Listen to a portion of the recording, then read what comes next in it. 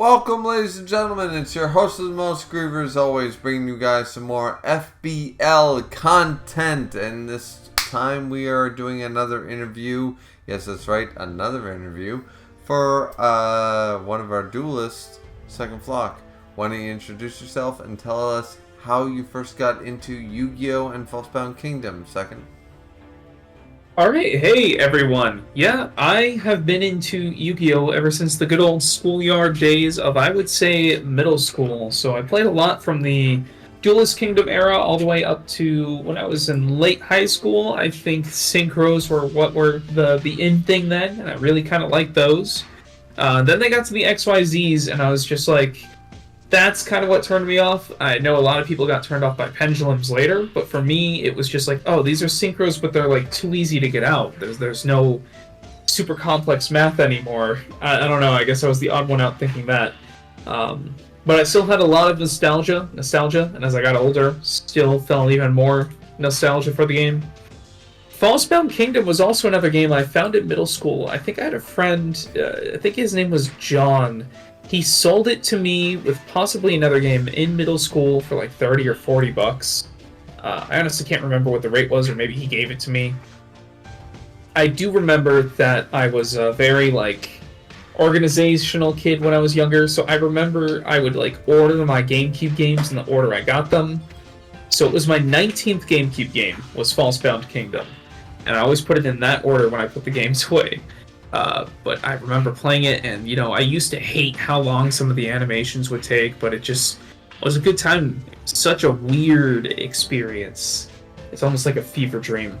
And then I'd say a decade and a half later, being a full adult, just having some time at some point in my life, I would just spend some evenings. I figured out this whole emulation thing, and I started playing the game again. Still having owned the original copy, of course, legal reasons and everything, but I played it for a while, tried to unlock all the monsters, but kind of fell off of it after a while. And a couple years later now, here I find a Reddit post that there's actually community for this game. Yeah, and we started incredibly early. You jumped in right when we were basically hitting the ground running, if you will. Yeah.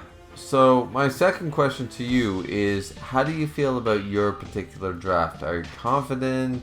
What do you like about it? Yada, yada, yada. So we actually have the unique advantage or disadvantage or weirdness of having just finished up our first draft night. We all decided to start at the same time. Mm-hmm. So I actually have a little information about how my draft played out, but I can start with how I started feeling. I was pretty confident in it. I felt like I had a lot of good monsters and a lot of good teams, and the rate at which I would get them was spread out. I wasn't very worried about unlocking some of my characters until later on. Mm-hmm. And as I started the game, I actually started to notice a few flaws with the draft. The main one being that I put my item change monster on Weevil. I decided to make a machine-based team, and I put it on Weevil, who you kind of get a little later. I think at mission 6 or 7. And to me, I was like, oh, that's only a quarter of the campaign. The first few missions should be easy. And mission 1 was the most nightmarish thing. Yeah. What's that? I said Yeah. they were not. No. No, mission 1 was a nightmare, and I kind of threw all of my worst monsters onto Marthas, thinking that he would just run from base to base and kind of pick them up and be an extra little runner, even though he doesn't have any kind of martial ability. I don't know if he has Constructor, but he's going to be gone for most of the campaign anyway, so what's he matter? Mm-hmm. So I put my Karibone Dark Plant on him, and I don't regret that. But like I said, Weevil has my Metal Zoa, which is a very powerful monster, and I wish I would have had him in that first mission, because mission 1, you do not have access to healing items, and we can't heal outside of battle, and we don't really have the funds to generate that base structure that can heal. So I kind of had Kaiba out there, fighting, and the second biggest weakness in my team is that my Kaiba team is a fusion team, and until I get Polymoralization, all of my monsters start out with 2 AP. Yep. Luckily... Yeah, so which was something that I discussed in multiple interviews and in discussions, I just said, hey, SecondFlock has either the best draft or the worst one, depending on how early do we get polymerization and how many can you buy at the time. Yeah. And I wound up finding it on Mission 3, which was great. That's I think really early when you consider. Yeah. Oh, yeah. Mission, I mean, it could have been at any point in the game, and we could have not found it at all. I still don't know when any of Kaiba's monsters are going to get a second AP, and at this point, I'm just hoping that the orbs start to match up, and Kaiba can give them AP from a martial stat bonus. Just so we're clear, you were aware that like Sun Skull and Red Eyes had terrible AP, right? What was where Red Eyes did? I think I knew Meteor did. I wasn't too sure about Summon Skull. Summon Skull, all of them have very bad AP. Yeah, I think I have a lot less experience than a lot of you guys do in this particular game. Okay. So I knew some of them didn't, but I was just like, well, they start low, but within the first few missions are easy, and within a few missions I should start getting a few AP. Might have a little less than I want or need, but it should be fine. Right. Meanwhile, Mokuba's team, I put the Rabid Horseman on him, and my single Blue Eyes on him that I drafted just to make sure one of our opponents didn't get the Blue Eyes ultimate. Yeah, that seemed like a strong choice or one of the worst choices. We're going to have to wait and see. Yeah, I mean, at this point I almost think, maybe he should have gone on Marthas. But I really don't regret that. I did promise during the draft night stream that Mokuba would get his own Blue Eyes, and he surely did. Currently, though, Blue Eyes has become our healer.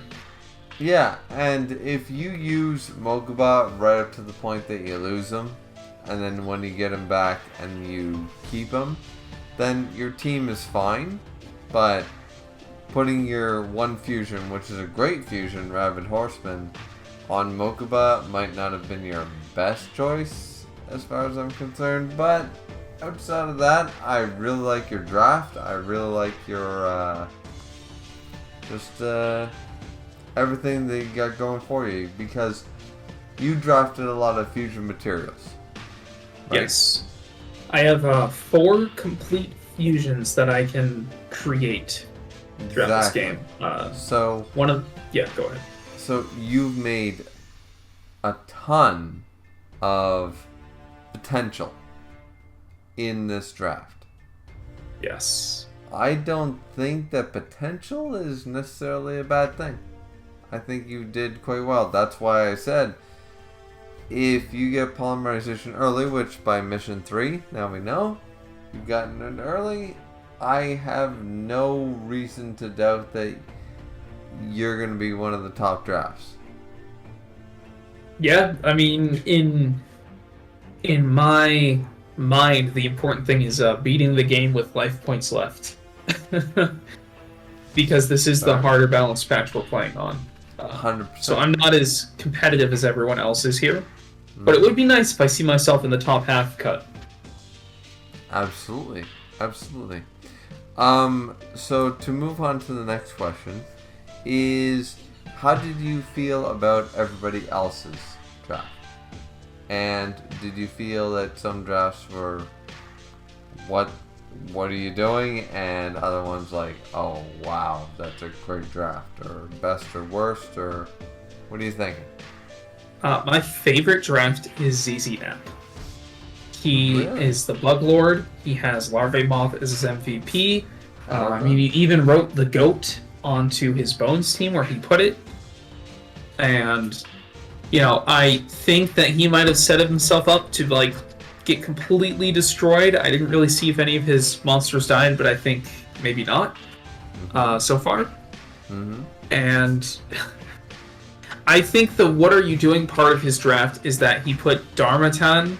He took Dharmacannon as one of his earliest picks, and then he put it on one of his strongest otherwise teams. Yes, he did. Yes, he did. He could have even put another bug there. That would have been fine.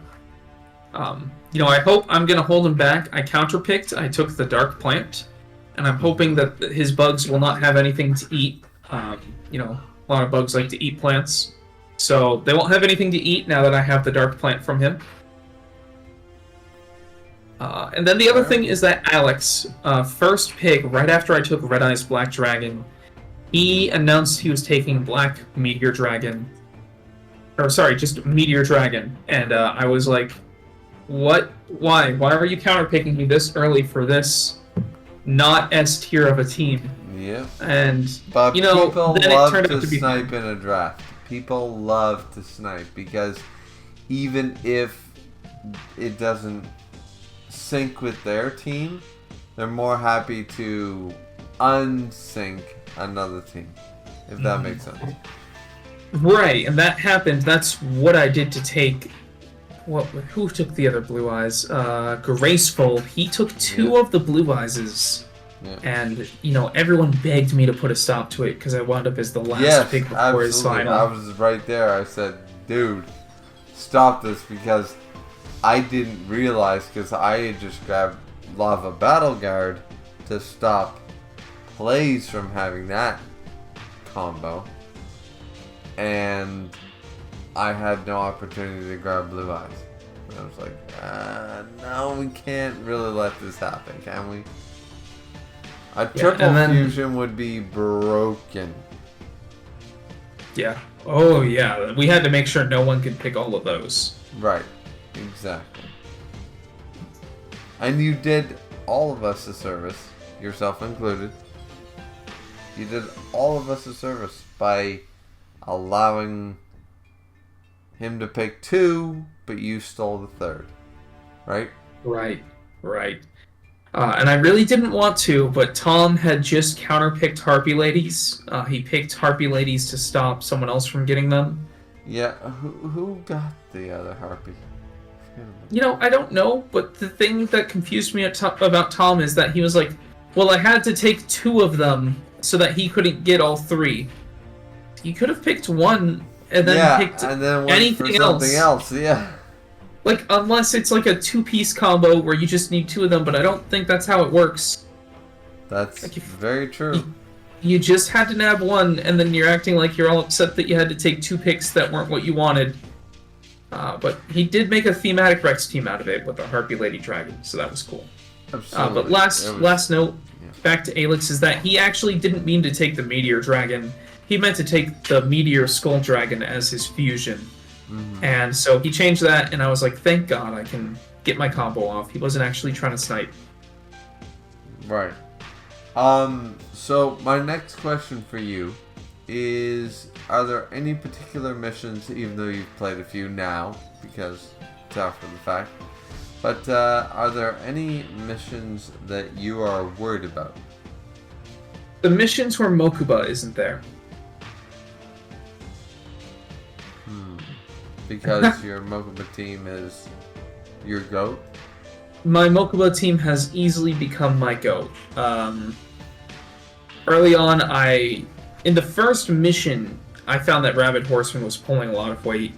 And because I didn't have the heals and didn't want to lose anyone on the Kaiba Fusion team, and Marthas' team was so bad that it couldn't help very much, I had to let go of Swordsman from a Distant Land. I lost him early. Mm-hmm. But the Rabbit Horseman was he's been stacking up levels, stacking up points. I don't know, maybe he's been absorbing extra AP because now Mokuba's been doing a 2v3 matchup team for a while. He ran 2 or 3 missions with just Blue Eyes and Rabbit Horseman. Right. And then, Marthas decided on mission 3, since he was going to go take a 15-mission sabbatical anyways, he decided to sacrifice himself for the greater good, and Karibo and Dark Plant both perished. But when Marthas left us, Cybersource was able to join Mokuba's team, and now Mokuba has not only an amazing fusion or item change monster, it's a fusion monster, but also just a full team in general. They're all close to level 20. They're the highest level team. He has the discount ability, which is nice, and he is just kind of cleaning up shop whenever I want him to. So whenever he leaves, it's going to be sad. Yeah. Yeah. Alright, so I have two more questions to ask you. Yep. The fifth one is, what do you think of the rule set that we have established for Season 2? And are you happy with it? Do you not like it? And if there was any rule change that you would personally implement if you had the opportunity? So personally, I don't like changes that are kind of allow gray areas. So one of our rules is you cannot let marshals respawn intentionally to farm XP. But then the question becomes, okay, well, if you're really having trouble and you're waiting for something in a mission and marshals respawn and you have to fight them, you get more XP. But if you didn't do it intentionally, well then, I don't know, does that count? Do you not lose points? It's like, we can create a lot of situations with some of these rules that come up in the middle. And like, I think there are some monsters where you get items by unlocking them, and some people are like, well, you shouldn't take those because they're too strong, and other people are like, well, you should. Yep. You know, I'm more in favor of the rules that are like, okay, no healing outside of battle, except this, and no monster reborn. It's like, okay, well, that's a yes or no. Like, you either followed the rule or you didn't. Right, yeah. Because I took full advantage of that when we were just playing.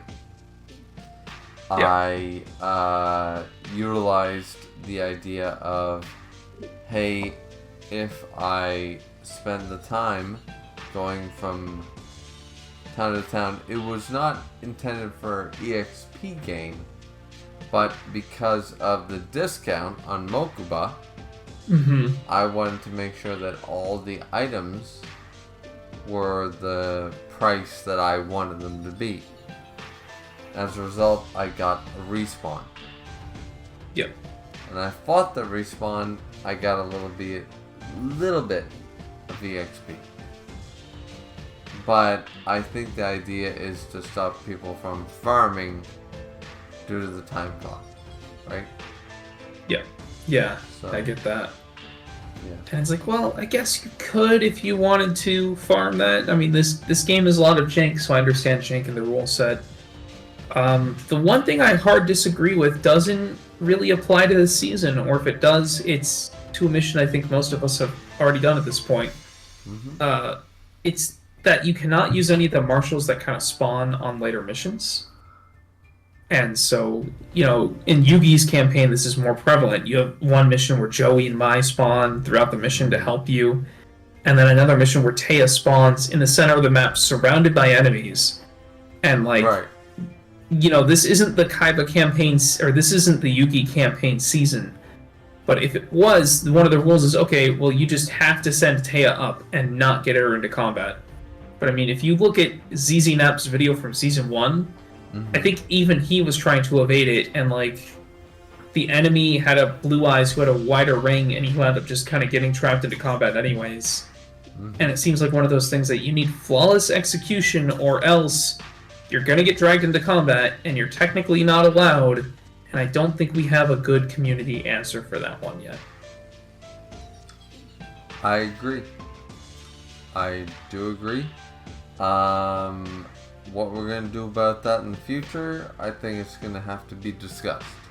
At the very least. So I guess my last question to you is, if you could have had one monster that you did not get to draft, which monster would you have picked? Ugh, moisture creature. My low AP best friend. I can't believe he was taken in round 1. And, you know, I wanted to do the blue eyes thing, or the red eyes thing, and I did get it. So I'm not upset, but... Oh, moisture creature. How I wish you were a more niche pick. Well, I'm glad you're open and honest about it, because a lot of people, they had multiple picks. Some people said fusions and stuff like that, and I'm like, well, you already had a fusion though. Like, I'm talking more regular style, you know what I mean? But open and honest. Moisture creature. Alright. Cool. Yeah, I mean, you could make a whole spirit team out of him. I think there's an item that gives them AP. So you can just turn his bad AP into a good AP, and he's suddenly one of the best cards in the game. And fun fact for me, at least, Moisture Creature, is a card in the actual card game. I used to always think it was just this little orb that was floating in, like, a trans-dimensional space. I didn't realize it was a whole-ass spaceman, and the card art was just of his face. That's pretty much what it is. Yeah. And I learned that from this game. If you look at his card art, again, it just kind of looks like a little spirit that's floating around, and it's a fairy type, so I was like, oh, it's like Navi from Link, like The Legend of Zelda. But not at all. No. A little bit different than Zelda. Yeah. That being said, thank you so much, SecondFlock, for of the Miami Meteors, by the way, for taking the time to have an interview with me. Of course. Yeah, thank you very much. So, ladies and gentlemen, don't forget to like, comment, and subscribe. And is there anything you would like to plug or say at the end here, SecondFlock, at the end of the video? Yep, of course. I have a YouTube channel. It's the SecondFlock YouTube, and I am going to be live streaming the rest of this Nuzlocke Draft League we're doing. And I do a lot of videos on Genshin and Star Wars Imperial Assault, which is a board game. And I think those live streams are a little more comprehensive right now. With the Yu-Gi-Oh! Ones, with a lot of people on Discord and a lot of timers and editing to do, it's kind of all over the place. So those videos, I'm not as proud of it yet, but I'm working on those, and I am having fun with the whole process. Well, there you go. Ladies and gentlemen, be sure to like, comment, subscribe to my channel. Like, comment, subscribe to SecondFlock's channel. And we'll see all you beautiful people back here once again for some more FBL content, the False Bound League. We are looking forward to it. I hope you guys are too, and we'll see you back here next time. Have a good one. Sayonara. See you next time.